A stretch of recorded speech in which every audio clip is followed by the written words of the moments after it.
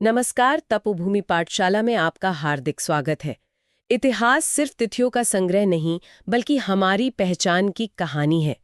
आज से हम शुरू कर रहे हैं भारत का इतिहास की एक विशेष श्रृंखला, जहां हम भारत की सभ्यता, संस्कृति और संघर्षों को जड़ों से समझेंगे। ये इस श्रृंखला की पहली वीडियो है। यहीं से शुरू होती है भारत की गौरवशाली यात्रा। अगर आपको ये वीडियो उपयोगी और अच्छी लगे तो इसे लाइक करें, चैनल को सब्सक्राइब करें और इस ज्ञान यात्रा में हमारे साथ बने रहें। तो चलिए भारत के इतिहास पर आज की चर्चा शुरू करते हैं। सबसे पहले तो यही समझते हैं कि इतिहास आखिर है क्या। जी, इसे मानव जाति के अतीत का एक वैज्ञानिक अध्ययन कहा जाता है। वैज्ञानिक अध्ययन मतलब ये हमें सिर्फ पुरानी कहानियां नहीं बताता। बिल्कुल नहीं। इसका मतलब है कि ये हमें समाज, हमारी सभ्यता और संस्कृति का विकास कैसे हुआ, ये समझने में मदद करता है। और जब इतिहास की बात होती है तो इतिहास के जनक का जिक्र जरूर आता है। हाँ, विश्व इतिहास का जनक तो हेरोडोटस को माना जाता है। लेकिन अगर हम खास तौर पर भारतीय संदर्भ में देखें तो भारतीय प्राक इतिहास मतलब प्री हिस्ट्री, उसके पिता रॉबर्ट ब्रूस फुट को कहा जाता है। अच्छा, और भारतीय पुरातत्व के पिता? वो सर अलेक्जेंडर कनिंघम है। और इसी कड़ी में एक और जरूरी नाम आता है, भारतीय पुरातत्व सर्वेक्षण यानी ASI का। जी, उसके प्रथम महानिदेशक थे जॉन मार्शल। एक और दिलचस्प बात है कि मानव जाति का पालना अफ्रीका महादेश को कहा जाता है। जी हाँ, जबकि सभ्यता का पालना एशिया महादेश को माना जाता है। मतलब मानव का विकास अफ्रीका में हुआ, पर सभ्यताओं ने एशिया में आकार लिया। इतिहास इतना विशाल है कि इसे समझने में आसानी हो, इसके लिए इसे कुछ हिस्सों में बांटा गया है ना? जी, अध्ययन की सुविधा के लिए इसे मुख्य रूप से 3 स्तरों में बांटते हैं। वो कौन कौन से हैं? प्रागैतिहासिक काल, आद्य ऐतिहासिक काल और ऐतिहासिक काल। तो आज हम सबसे पहले प्रागैतिहासिक काल यानी प्री हिस्टोरिक पीरियड से शुरू करते हैं। ये वो काल था जब मानव को लिखना पढ़ना बिल्कुल ज्ञात नहीं था। तो फिर इसकी जानकारी हमें कैसे मिलती है? इस काल की सारी जानकारी हमें केवल पुरातात्विक साक्ष्यों से ही मिलती है। जैसे कि पत्थर के औजार या पुरानी हड्डियां? हाँ, पत्थर के औजार, हड्डियां, जीवाश्म और जो गुफाओं में चित्र मिलते हैं, वो सब। और ये भी ध्यान देने वाली बात है कि इतिहास लेखन की जो वास्तविक शुरुआत है वो यहीं से मानी जाती है। बिल्कुल। इसी प्रागैतिहासिक काल के अंतर्गत आता है पाषाण काल यानी स्टोन एज। जैसा कि नाम से ही जाहिर है, ये वो समय था जब मानव पत्थर के औजारों और हथियारों का इस्तेमाल करता था। जी, और भारत में पाषाणकालीन सभ्यता की खोज हुई थी साल 1863 में। और इस खोज का श्रेय रॉबर्ट ब्रूस फुट को ही जाता है ना? जी हाँ, उन्हीं को। और लिखावट के आधार पर इसका जो नामकरण है वो जॉन ब्रूस ने किया था। इस पाषाण काल को भी तो आगे बांटा गया है। हाँ, औजारों के आधार पर इसे 4 भागों में बांटा जाता है। वो 4 भाग हैं: पुरापाषाण काल, मध्य पाषाण काल, नवपाषाण काल और ताम्रपाषाण काल। तो चलिए सबसे पहले बात करते हैं पूरा पाषाण काल यानी पैलियोलिथिक एज की। इसकी समय सीमा तो बहुत ही लंबी थी। जी, ये लगभग 25 लाख वर्ष पूर्व से 10,000 ईसा पूर्व तक मानी जाती है।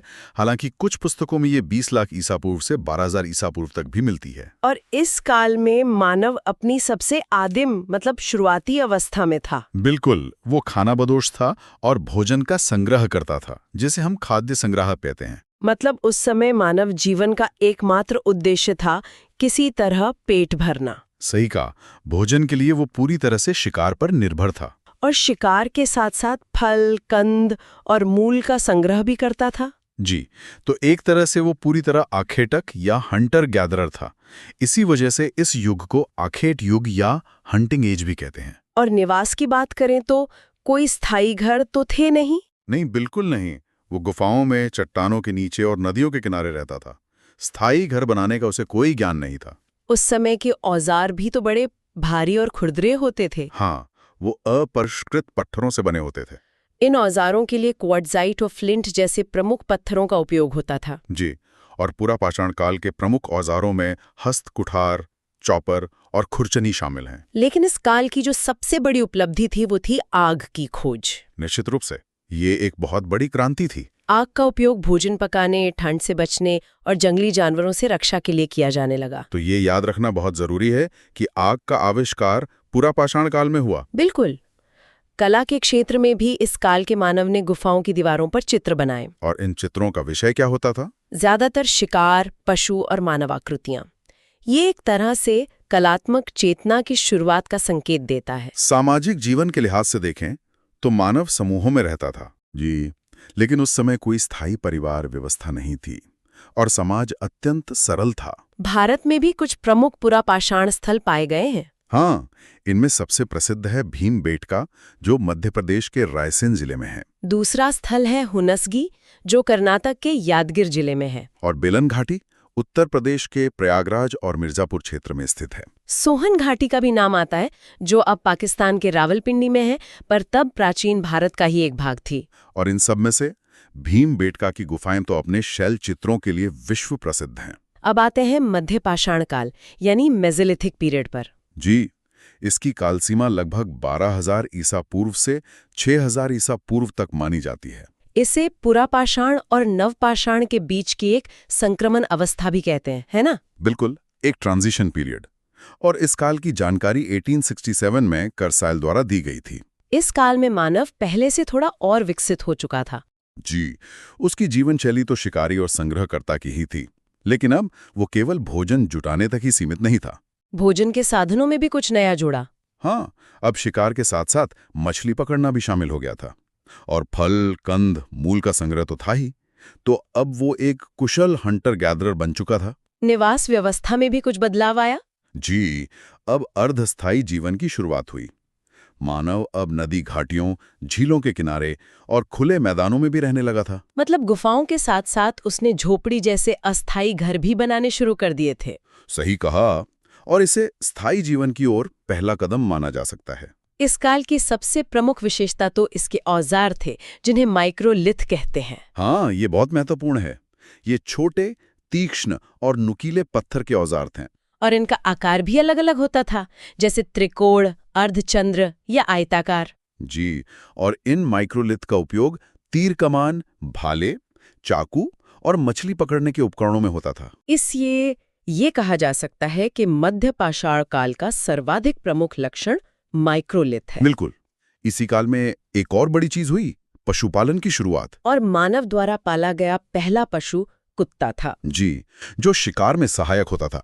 लेकिन ये ध्यान रखना चाहिए कि ये पूर्ण पशुपालन नहीं था, बल्कि केवल इसका एक शुरुआती रूप था। और पशुपालन के सबसे पुराने साक्ष्य हमें कहाँ से मिलते हैं? ये हमें आदमगढ़, जो मध्य प्रदेश में है, और बागौर, जो राजस्थान में है, वहां से मिलते हैं। आग का प्रयोग भी अब नियमित रूप से होने लगा था। जी हाँ, इसका उद्देश्य भोजन पकाना, प्रकाश करना और सुरक्षा प्राप्त करना था। इस काल में शवाधान या अंत्येष्टि की भी शुरुआत हुई, जो सामाजिक चेतना के विकास को दर्शाता है।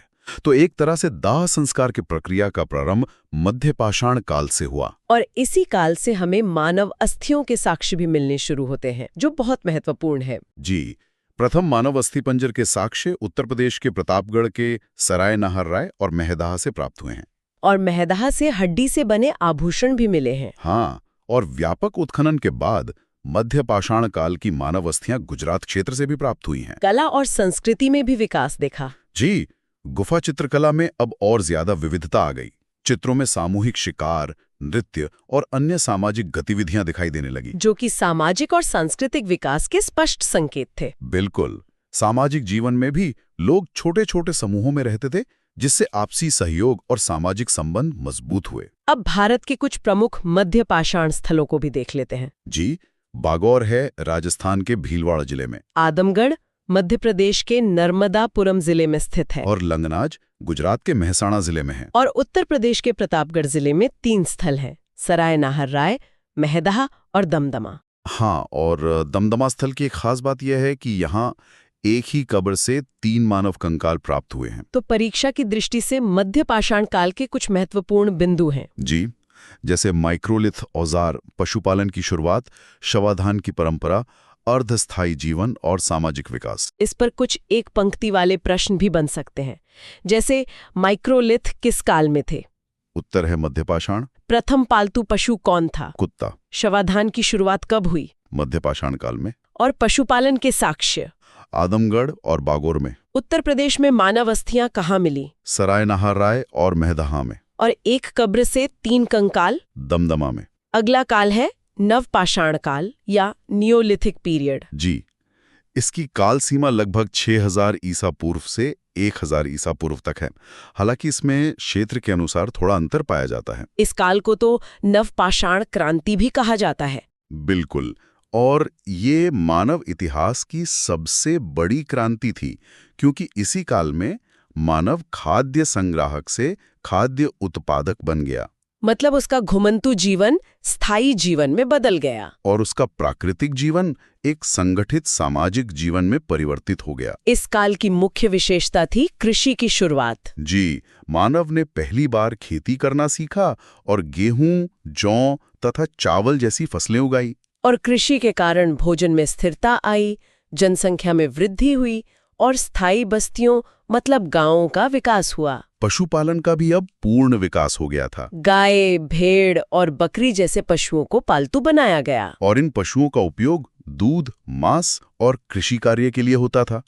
अब पशुपालन नियमित और संगठित हो गया था। निवास व्यवस्था में भी बहुत बड़ा परिवर्तन आया। जी, स्थायी घरों का निर्माण शुरू हुआ। ये घर मिट्टी, लकड़ी और पत्थर से बनाए जाते थे, जिससे ग्राम सभ्यता का विकास हुआ। इस काल के औजार भी चिकने, घिसे हुए और परिष्कृत थे। हाँ, कुल्हाड़ी, दरांती और हथौड़ा जैसे प्रमुख औजार कृषि और निर्माण कार्यों में सहायक थे। और नवपाषाण काल में पहिए का आविष्कार हुआ, जो एक बहुत ही बड़ी उपलब्धि थी। जी, और मिट्टी के बर्तन यानी मृदभांड भी बनाए जाने लगे, जो शुरू में हाथ से और बाद में चाक के प्रारंभिक प्रयोग से बनते थे।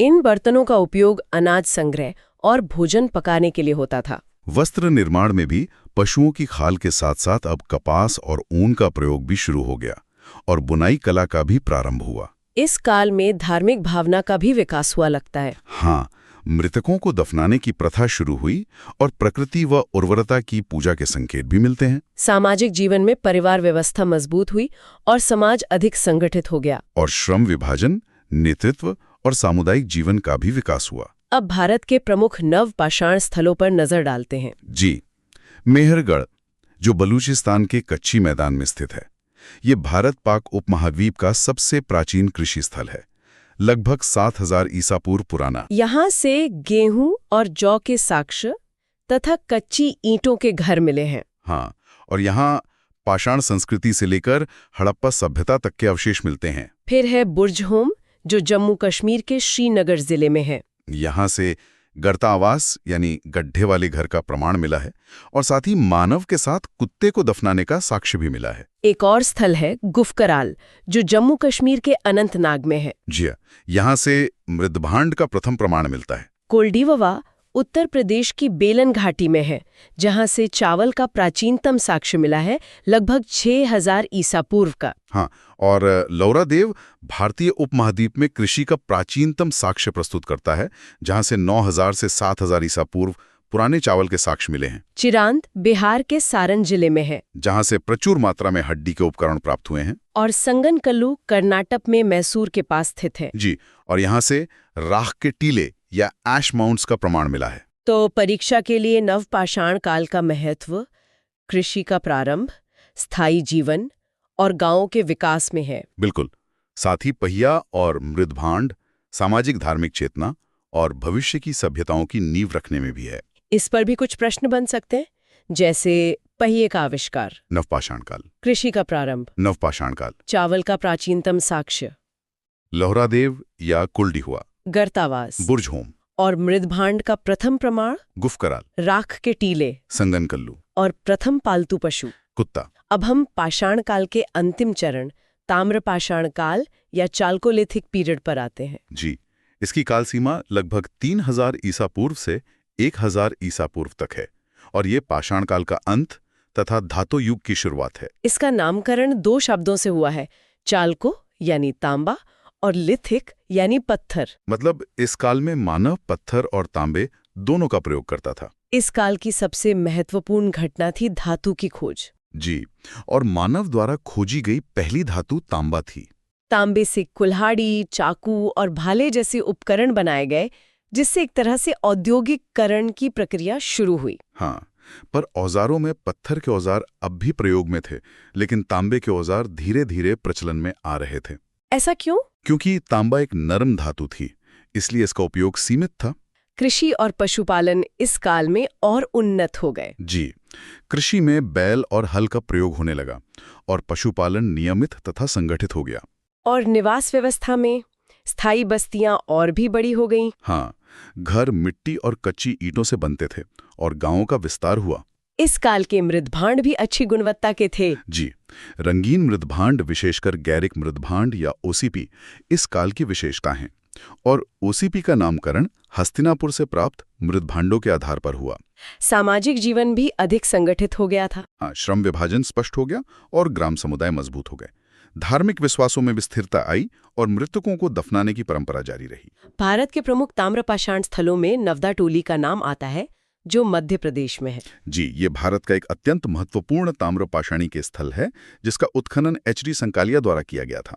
ऐतिहासिक रूप से ताम्रपाषाण काल पाषाण युग और कांस्य युग की हड़प्पा सभ्यता के बीच का संक्रमण काल है। बिल्कुल, इसने औद्योगिकीकरण की नींव रखी और ये शहरी सभ्यता की ओर पहला कदम था। तो क्या हम कह सकते हैं कि ताम्रपाषाण काल का विकसित रूप ही सिंधु या हड़प्पा सभ्यता बना? जी हाँ, जिसमें आगे चलकर तांबे के साथ टिन मिलाकर कांसे का व्यापक प्रयोग हुआ। चलिए कुछ आखिरी एक पंक्ति प्रश्नोत्तर देख लेते हैं। चालकोलिथिक युग किसे कहते हैं? ताम्रपाषाण काल को। पहली धातु कौन सी थी? तांबा। नवदा टोली का उत्खनन किसने किया? एच.डी. संकालिया ने। ओसीपी मृदभांड का नामकरण कहाँ से हुआ? हस्तिनापुर से। ताम्रपाषाण काल किसका संक्रमण काल है?